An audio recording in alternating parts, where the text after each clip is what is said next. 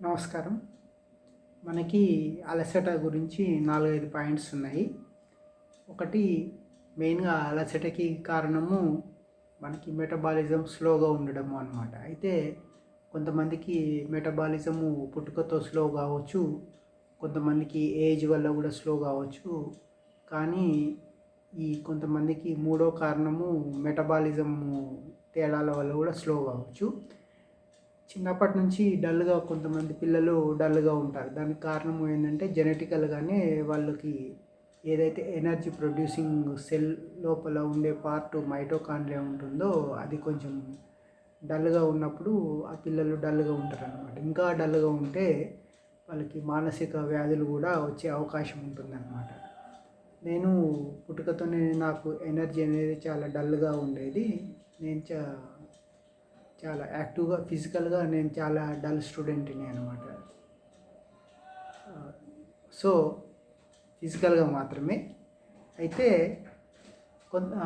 తర్వాత మనకి regular problem ఎక్కడ వస్తుందంటే ఒక 35 ఏళ్ళు తర్వాత 35 ఏళ్ళు దాటిన తర్వాత మెటబాలిజం స్లో అవ్వడము గమనిస్తూ ఉంటామన్నమాట. 40, 50కి వచ్చేసరికి ఎంత స్లో అయిపోతుందంటే రకరకాల జబ్బులు వస్తాయి 40 దాటిన తర్వాత ఇవన్నీ.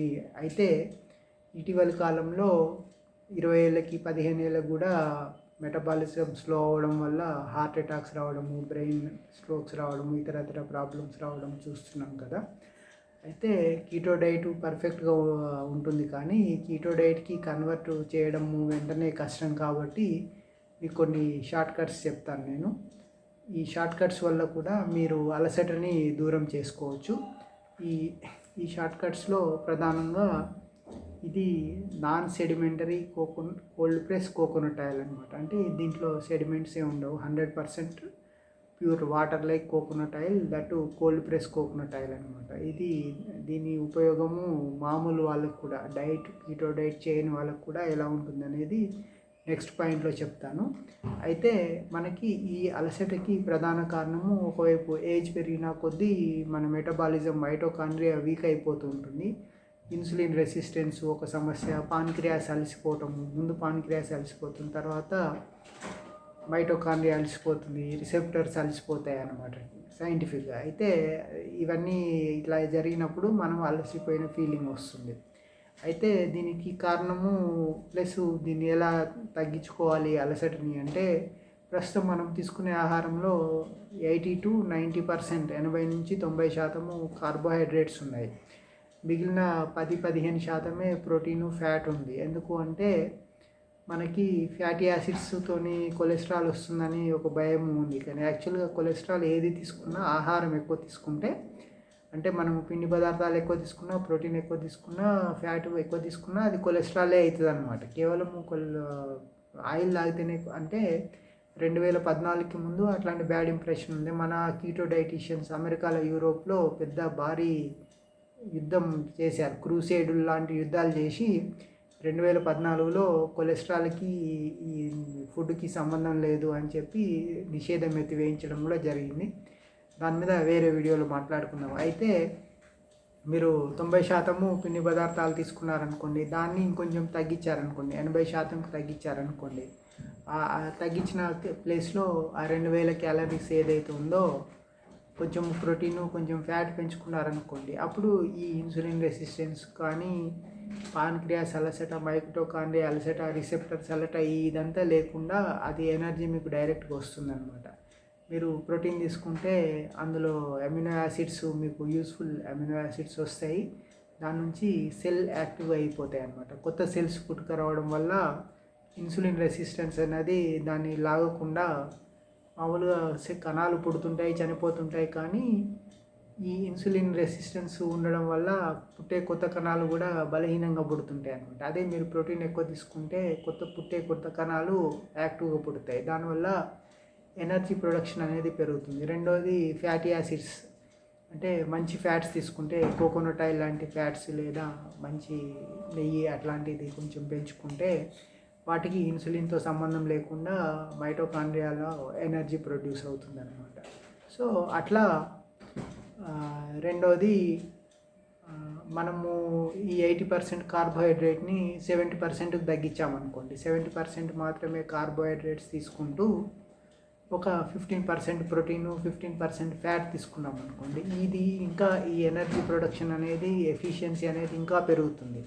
అట్లా మీరు 90% నుంచి 80%కి, 80% నుంచి 70%, 70% నుంచి 60% తీసుకున్నారనుకో, 60% తీసుకుంటే మీరు 2000 క్యాలరీస్లో 60% అంటే 1200 క్యాలరీసే కార్బోహైడ్రేట్స్ తీసుకుంటే, మిగిలిన డిఫరెన్స్ 800 క్యాలరీస్ నుంచి 400 క్యాలరీస్ ప్రోటీన్ ఫ్యాట్ తీసుకున్నారనుకోండి, అప్పుడు మీకుండే ఈ ఇన్సులిన్ రెసిస్టెన్స్ అనేది ఇంకా తగ్గిపోతుంది అనమాట. అంటే మెల్లమెల్లిగా మనకి ఇన్సులిన్ పాన్క్రియాస్ నుంచి ఇన్సులిన్ ప్రొడక్షన్ అనేది అవసరం తగ్గిపోతుంది. రిసెప్టర్స్ బలవంతంగా వాటిని లోపలికి నెట్టడానికి, మైటోకాండ్రియా బలవంతంగా దాన్ని ఎనర్జీ కింద కన్వర్ట్ చేయడం అనేది, ఈ బర్డెన్ అనేది తగ్గిపోతూ వస్తుంటుంది అనమాట.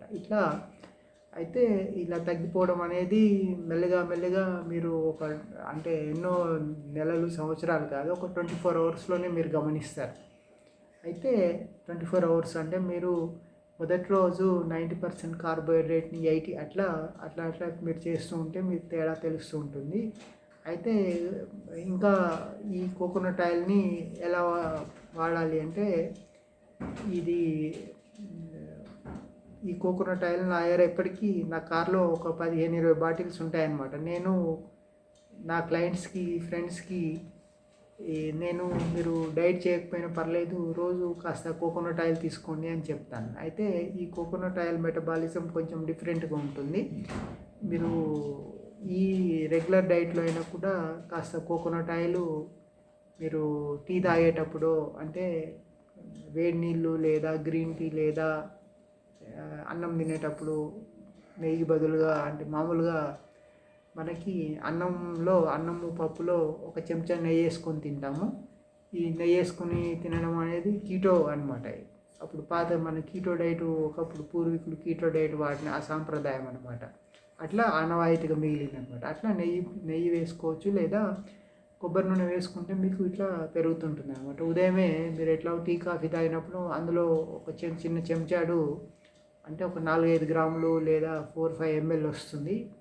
ఇది 200 ml బాటిల్ అనమాట.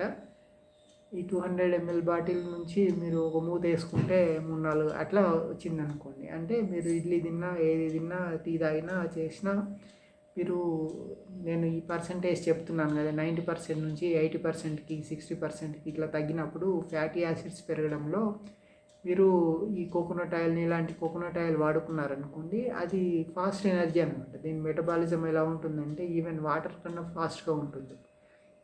మామూలుగా మనం వాటర్ తాగామనుకోండి, వాటర్ కడుపులోకి వెళ్ళి దాంట్లో నుంచి మళ్ళీ చిన్న పేగుల్లో నుంచి రక్తంలో కలిసి మళ్ళీ లీవర్కి వెళ్ళి ఇట్లా వాటర్ ప్యూరిఫై అవుతుంది.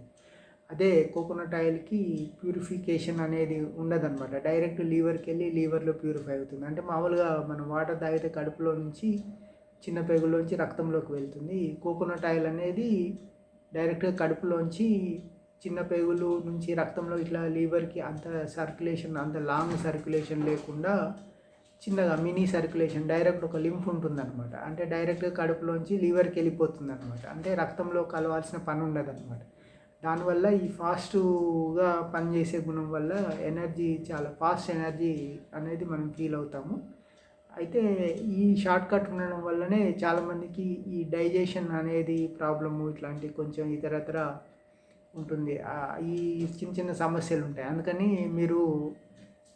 నా బ్యాగ్లో ఉంటుంది. నేను బయటకు వెళ్ళినప్పుడు ఎవరన్నా జనరల్గా నా పాత వాళ్ళైతే నాకు వేడి నీళ్ళు కానీ, గ్రీన్ టీ కానీ వితౌట్ షుగర్ హానీ ఇచ్చేస్తారు. కొత్త వాళ్ళైతే నేను గ్రీన్ టీ వితౌట్ హానీ, వితౌట్ షుగర్ అని చెప్తాను. దానిలో అట్లా వేసుకుని రోజంతా తీసుకుంటూ ఉంటుంటాను అనమాట నేను అట్లా. సో ఇట్లా మీకు అంటే కీటో డైట్ చేయడం చాలా కష్టంగా ఉంది అని అనుకుంటే ఈ సిస్టంలో వెళ్ళారనుకోండి, మీరు చాలా ఈజీగా మీకు మెల్లిమెల్లిగా కార్బోహైడ్రేట్స్ తగ్గిపోతాయి, ఎనర్జీ చాలా ఫాస్ట్గా వస్తుంది.